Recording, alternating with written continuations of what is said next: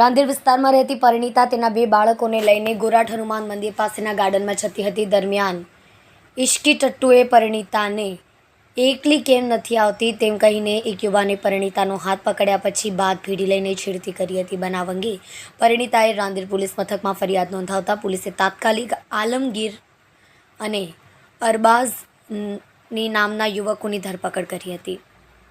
રાંદેર વિસ્તારમાં રહેતી પરિણીતા તેના બે બાળકોને લઈને વેકેશન હોવાથી ગોરાઠ હનુમાન મંદિર પાસેના ગાર્ડનમાં ફરવા જતી હતી. તે વખતે કાલે સાંજે ગાર્ડનમાં આવતા આલમગીર શમસુદ્દીન ખાન રહેવાસી રંગ અવધૂતનગર 2 રામનગર રાંદેરે પરિણીતાને કહ્યું કે તું એકલી કેમ આવતી નથી, સાથે બાળકોને લઈને કેમ આવે છે તેમ કહીને તેણીનો હાથ પકડી બાદ ભીડી લઈને શરીરે હાથ ફેરવવા લાગતા ગભરાયેલી પરિણીતાએ આલમગીરને હડશેલો મારીને દૂર ખસેડતા એકાએક ઉશ્કેરાય છે બેફામ ગાળો આપી ઢીક મૂકીનો માર મારવા લાગ્યો હતો.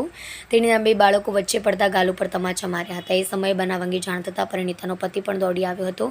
આલમગીરે તેણીના પતિને પણ ધમકી આપી હતી કે આ સમયે તમે બચી ગયા છો, પરંતુ બીજી વાર હવે તમે બચી શકશો નહીં. હું કોણ છું એ તમે જાણતા નથી.